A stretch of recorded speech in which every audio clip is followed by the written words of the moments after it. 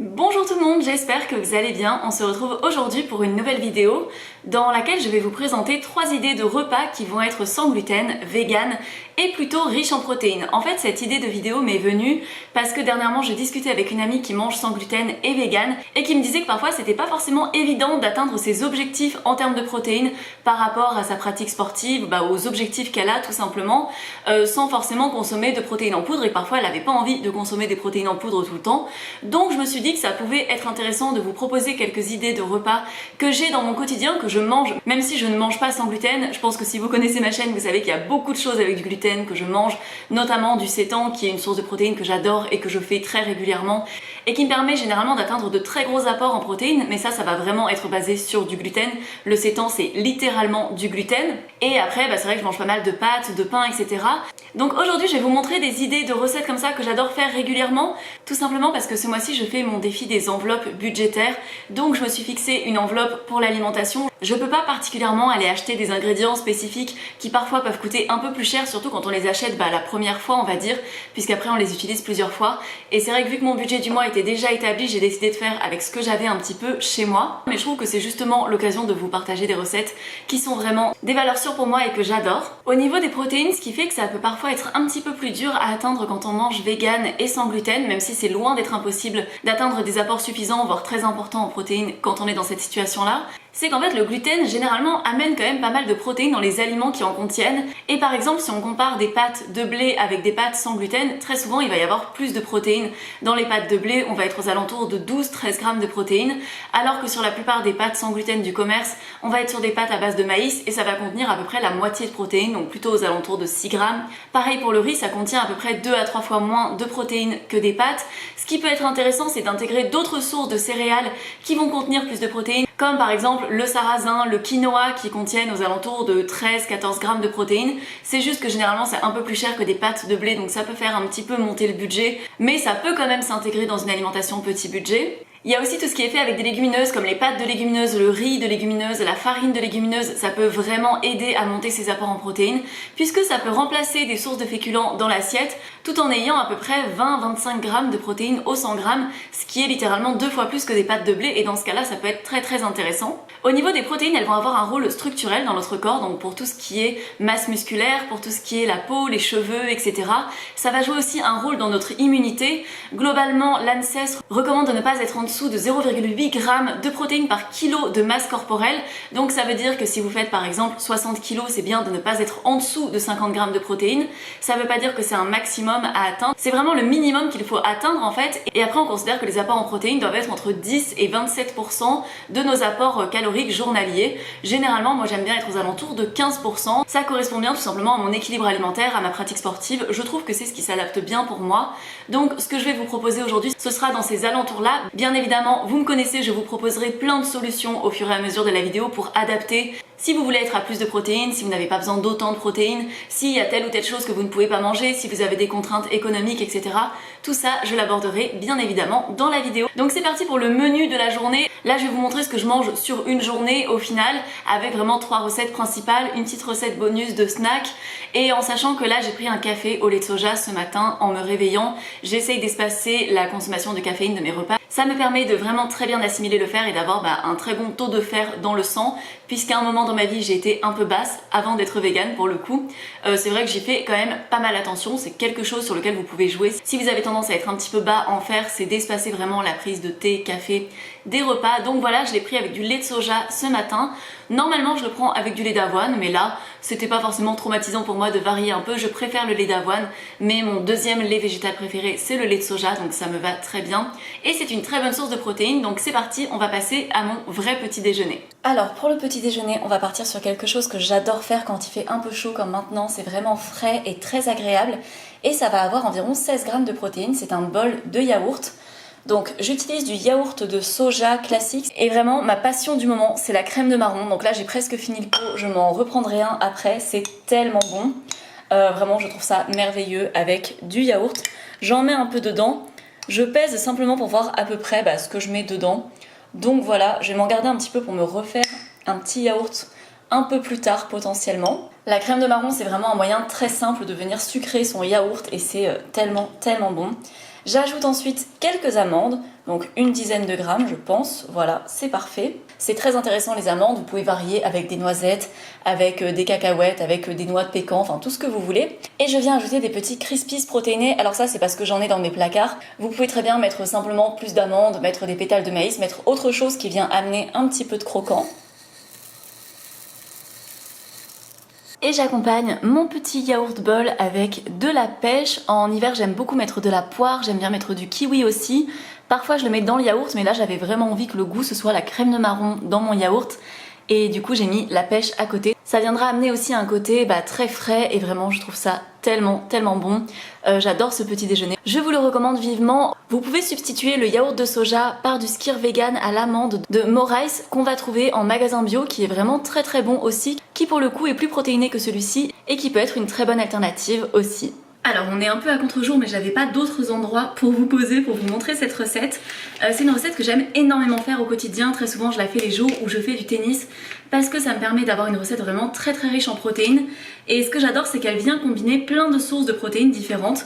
Donc la base, ça va être une espèce d'omelette de pois chiches ou une galette de pois chiches un peu inspirée de la soca par exemple. Enfin, c'est vraiment très bon, c'est riche en fer. En soi, c'est déjà une bonne source de protéines, mais ce que je fais, c'est que je vais venir la garnir et ça va encore plus amplifier sa teneur en protéines. Et parfois, je fais varier aussi la teneur en farine de pois chiches selon l'accompagnement que je mets. Si je fais uniquement une galette de pois chiches sans la garnir, dans ce cas-là, je vais mettre plus de farine de pois chiches. Et si comme là, je l'accompagne avec des sources de protéines à côté, je vais ajouter plus de fécule par rapport à ce que je mets d'habitude. Voilà, je fais varier un petit peu comme ça. Donc pour la base, sachant que là, je vais préparer une omelette pour 2 personnes, ce sera 80 g de farine de pois chiches, 50 g de fécule de maïs ou la fécule de votre choix. J'ajoute aussi quelques grammes de levure nutritionnelle. La levure maltée contient du gluten, la levure nutritionnelle généralement est sans gluten. Pensez bien à vérifier, notamment si vous êtes vraiment allergique au gluten et pas simplement si vous souhaitez réduire le gluten. Ensuite on va mettre du lait de soja, ce sera une des sources de protéines aussi. Et après je mettrai quelques assaisonnements, mais ce sera vraiment la base: farine de pois chiches, fécule, levure maltée et lait de soja.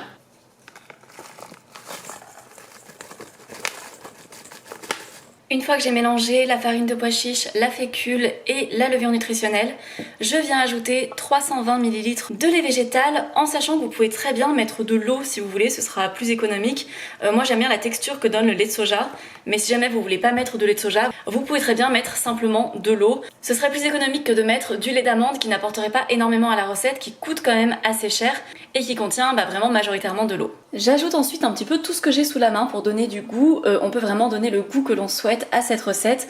On peut mettre aussi du fromage râpé végétal directement dans la pâte par exemple. Ça donne quelque chose de très bon aussi. Là j'ai mis de l'ail en poudre, du mélange d'épices pour légumes rôtis de Hakkasan. J'ai mis des herbes de Provence, j'ai mis du poivre noir, j'ai mis du curcuma, du sel, et c'est très bien comme ça. On pourrait mettre du sel de Kalanamak si on veut que ça ait un petit peu un goût d'œuf. Là c'est pas ce que j'ai prévu. Donc voilà, je vais mélanger tout ça et là c'est déjà prêt. Et on peut en préparer d'avance aussi pour plusieurs jours. Si par exemple on veut en avoir qu'il n'y a plus qu'à mélanger pour servir le matin au petit déjeuner, si comme moi vous aimez bien les petits déjeuners salés, je trouve ça très pratique d'en préparer d'avance aussi. Je viendrai faire les galettes au dernier moment. Je vais préparer les accompagnements, donc déjà des champignons que je vais faire poêler dans un petit peu d'huile d'olive avec quelques épices, du sel, etc. Alors je fais revenir les champignons et par ici je fais griller du tofu. J'utilise du tofu traditionnel de magasin asiatique. Vous pouvez utiliser le tofu de votre choix. Là j'en ai mis 140 g par personne et j'ai simplement mis un peu d'huile d'olive au fond. J'ai ajouté du mélange d'épices pour légumes grillés sur le dessus et je viendrai probablement déglacer avec un petit trait de sauce soja en fin de cuisson. Quelques minutes plus tard, le tofu est prêt, je vais le mettre de côté et je vais réutiliser la même poêle pour faire mes galettes de pois chiches. Et les champignons, je les ai déglacés aussi avec un petit peu de sauce soja, il leur reste environ 1 minute de cuisson. Je fais cuire ma préparation et je vais juste la couvrir 1 minute pour qu'elle soit plus facile à retourner. Vu qu'il n'y a pas de gluten, c'est quand même plus pratique pour qu'elle n'accroche pas. Alors pour la garniture, je vais venir mettre la moitié de mes champignons, à peu près. J'ajoute ensuite les tranches de tofu, ça vous en mettez plus ou moins selon ce dont vous avez envie, selon votre appétit, etc. On peut très bien en mettre 2 fois moins, on peut en mettre plus si vous voulez plus de protéines aussi. Et pour une petite touche un peu gourmande, je vais ajouter du fromage végétal râpé, donc là c'est du façon mozzarella. J'en mets un petit peu dessus Et je vais venir plier ma galette et ça va faire fondre le fromage qui est à l'intérieur. Hop. Et voilà. Et voici pour notre déjeuner, on obtient du coup un repas avec plus de 40 grammes de protéines par personne. Je l'ai simplement accompagné avec un petit peu de salade verte avec de la vinaigrette et des graines de chanvre dessus pour les oméga 3, mais c'est pas obligatoire, vous pouvez mettre dans tous les cas les graines, les noix de votre choix. Sur vos crudités, je fais vraiment avec ce que j'ai à la maison et c'est très très bon, ça a vraiment un goût un peu forestier, mais on peut varier avec ce que l'on a sous la main. On peut mettre des épinards, on peut le faire avec des tomates séchées pour une version un petit peu provençale avec du pesto, ça peut vraiment s'adapter à tous les goûts.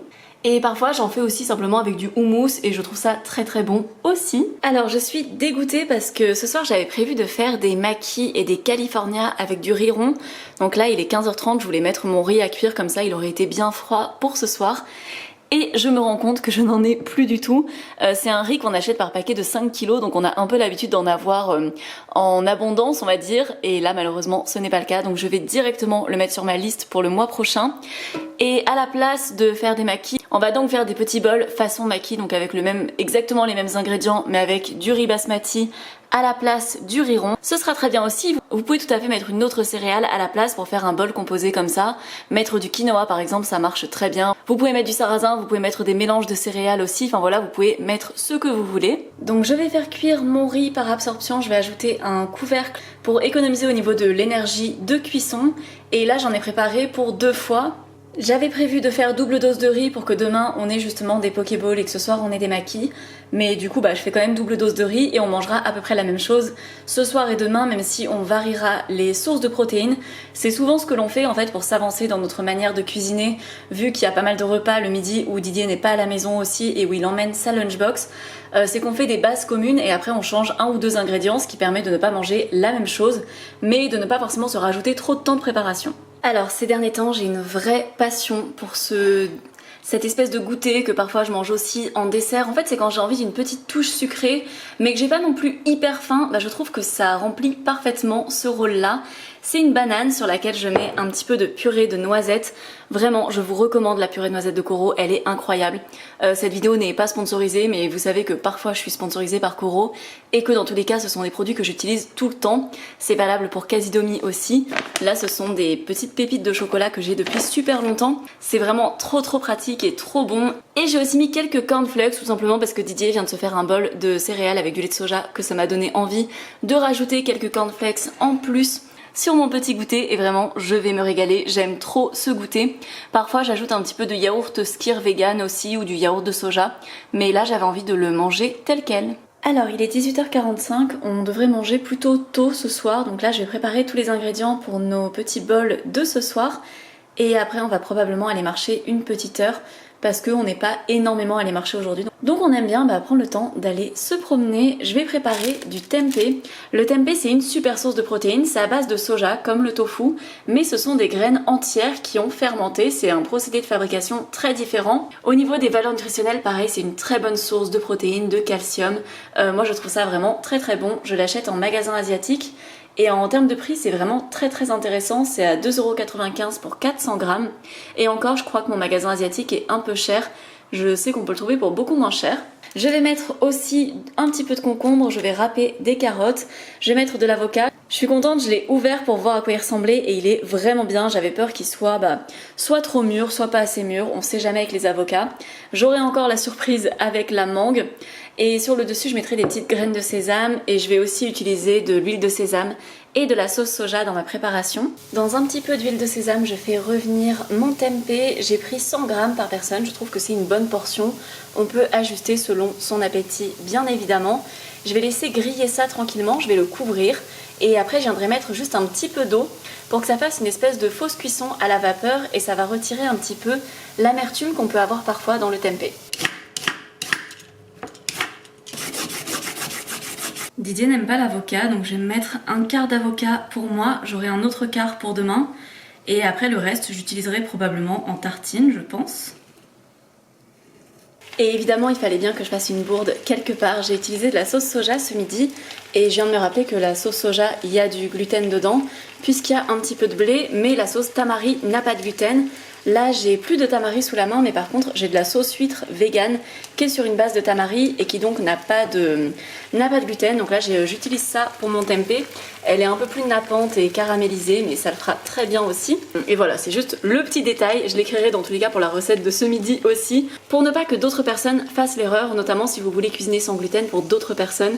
C'est mieux d'éviter des problèmes. Je peux maintenant composer nos assiettes. Donc je mets des carottes râpées. Là j'ai préparé aussi la base de lunchbox de Didier pour demain. Moi pour mon déjeuner je le ferai directement, comme ça ce sera frais au moment où j'en aurai besoin, puisque je suis à la maison. Je mets donc des concombres, des carottes, vous mettez bien évidemment les légumes que vous avez, avec des fèves et d'amamé, c'est très bon aussi. Vous pouvez mettre du lupin, vous pouvez très bien mettre des falafels. Après j'ajoute de la mangue, je me garde un morceau pour demain aussi. Ça donne un super goût, c'est pareil, c'est pas obligatoire, on n'en a pas à chaque fois. La mangue c'est pas un fruit qu'on achète tout le temps, mais des fois on a quand même des petites passions où on a trop envie d'en manger. Je viens mettre de l'avocat dans mon bol. Voilà. Je viens maintenant mettre du tempeh. Et pour nos pokéballs de demain, on va mettre des aiguillettes végétales dedans qu'on a au congèle. On aime bien de temps en temps manger des simili carne aussi. Elles sont sans gluten, elles auraient très bien pu s'intégrer dans cette vidéo également. Là, en topping, je vais mettre des graines de sésame et je pense de la ciboulette surgelée. J'aime bien avoir une petite touche de verre par-dessus nos assiettes. Et voici ce que l'on mange pour le dîner.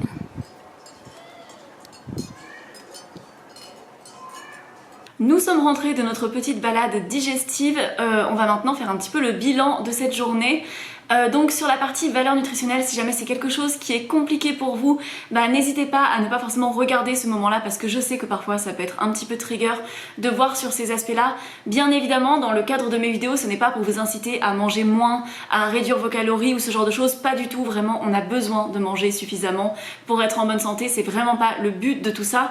C'est de voir comment atteindre ses besoins nutritionnels. Si on a des objectifs particuliers en termes de sport, de vouloir manger plus de protéines, etc., c'est pas du tout pour vous dire de manger exactement comme moi, chacun a ses besoins.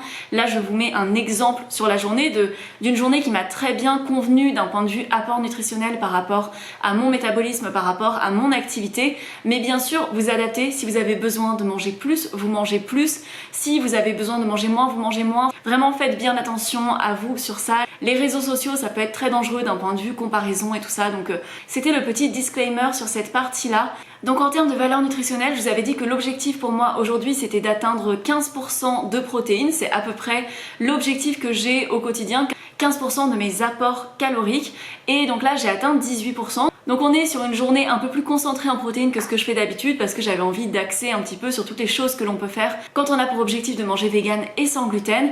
J'ai atteint 97,5 grammes de protéines pour la journée, donc pratiquement 100 grammes, ce qui est vraiment trop bien. C'est même plus élevé que ce que je fais en temps normal, puisque les jours où je fais pas de tennis, généralement je vais plutôt être dans les 70-80 grammes et ça me convient très bien comme ça. Et les jours où je fais du tennis, je vais souvent être entre 90 et 110-120 grammes, ça dépend de ce que je mange ces jours-là. Donc pour tout ça c'est vraiment très bien, je vous mettrai dans tous les cas un peu le détail de tout ça à l'écran. Et je sais qu'il y en a pas mal qui vont me dire que sur la journée il y avait beaucoup de soja. Alors déjà mon positionnement sur le soja il est assez similaire à un article que Alice Esmeralda a posté sur son site, donc je vous le mettrai en barre d'infos parce qu'il est vraiment très bien sourcé et déjà il résume pas mal ce que je pense sur le soja. Mais donc globalement moi j'ai pas de problème avec le soja, je vous ai montré des repas qui correspondent à ma manière de manger.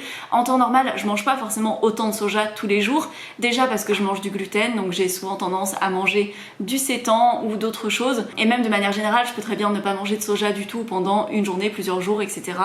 Ou avoir des journées pendant lesquelles je mange pas mal de soja comme c'était le cas aujourd'hui. Mais si jamais, supposons que vous mangiez vegan, sans gluten et sans soja, je vous ai mis des petites modifications que vous pouvez faire sur la journée pour quand même atteindre des apports élevés en protéines sans consommer de soja. Donc au niveau des modifications que j'ai faites, c'était que le café du matin vous le prenez avec par exemple du lait d'amande au lieu du lait de soja. Vous pouvez aussi le prendre avec du lait d'avoine sans gluten, ou vous pouvez le prendre avec du lait de pois si vous en trouvez. C'est assez protéiné, ça peut être intéressant, mais c'est vrai que moi j'en trouve pratiquement jamais, donc je l'ai pas forcément mis parce que je sais que c'est pas si facile que ça à trouver. Si jamais vous avez des magasins Nose autour de chez vous, parfois on peut trouver du lait de pois là-bas, et en termes de goût c'est vraiment sympa, donc c'est à tester si vous ne connaissez pas. Ensuite en autre substitut, dans le petit déjeuner on retire les flakes de cacao cacao protéinés puisqu'ils contiennent du soja. Et le yaourt de soja, on remplace, comme je vous en parlais ce matin, par du skyr vegan à l'amande de Morais par exemple, ou tout simplement par du yaourt de coco ou d'amande, mais dans ce cas-là ce sera un peu moins protéiné, mais c'est pas grave, c'est pas notre source majeure de la journée. Au niveau du déjeuner, avec le tofu, on est sur une assiette qui a 40 grammes de protéines. Si jamais on retire le tofu et le lait de soja, on reste quand même sur quelque chose de plutôt protéiné, qui va être pas très loin de 20 grammes de protéines, mais on peut tout simplement substituer le tofu par des protéines de pois texturées ou un simili-carné à base de pois par exemple dedans, ce qui va venir enrichir en protéines et remplacer le lait de soja par de l'eau, et ce sera quand même un repas bien protéiné. Au niveau du dîner, on a du tempeh donc qui est à base de soja. On peut le substituer par du tempeh de pois chiches que l'on trouve parfois en magasin bio, ou tout simplement par des lentilles. On peut faire un mélange riz-lentilles dans son bol, vraiment c'est très très bon, et dans ce cas là ça vous permet quand même d'avoir un dîner avec 22 grammes de protéines. Pour la sauce soja, vous la substituez par du coconut aminos. C'est comme de la sauce soja sauf que ça ne contient pas de soja. Ça peut être toujours bon à savoir. Et dans ce cas-là, donc pour la journée, avec ces petits changements qui auront été faits, on est à un peu moins de protéines que dans la version avec du soja, puisqu'on serait à peu près 75 grammes de protéines. Mais ce que vous pouvez faire si vraiment vous voulez atteindre un quota de protéines qui soit pas loin de 100 grammes, c'est tout simplement d'ajouter un shaker de protéines, que ce soit le matin, que ce soit dans la collation de l'après-midi, avec 30 grammes de protéines en poudre, par exemple de MyVegan, qui va avoir des mélanges qui sont sans soja, sans gluten. Ça peut vous permettre d'atteindre pour la journée environ 95 grammes, 97 grammes de protéines, ce qui est vraiment intéressant. Et c'est pareil sur la version que je vous ai proposée avec du soja. Si vous voulez encore plus de protéines, vous pouvez très bien partir sur un shaker. Ça peut être une manière de consommer plus de protéines de manière assez économique. Concernant le prix de cette journée de repas, pour la version que je vous ai présentée, ça revient à 5,89 € pour la journée, ce qui est un peu plus élevé que ce que je fais en temps normal. Généralement, ma moyenne est à 4,50 € par jour, donc c'est un peu plus cher. Ça représenterait forcément un plus gros budget au mois, même si ça resterait quand même correct. Ce serait aux environs de 170-180 € par mois par personne, même si on n'est pas obligé de manger de la même manière tous les jours. Il y a forcément des journées qui coûtent un peu plus cher que d'autres. Aujourd'hui, j'avais envie de vous montrer des recettes un peu sympas que j'aime bien faire, mais forcément, le fait de cumuler, d'avoir mis de la pêche le matin, d'avoir mis de la crème de marron, mine de rien, la crème de marron que j'ai utilisée est un peu chère, même si elle est excellente. Le fait de mettre de la mangue, de l'avocat, etc.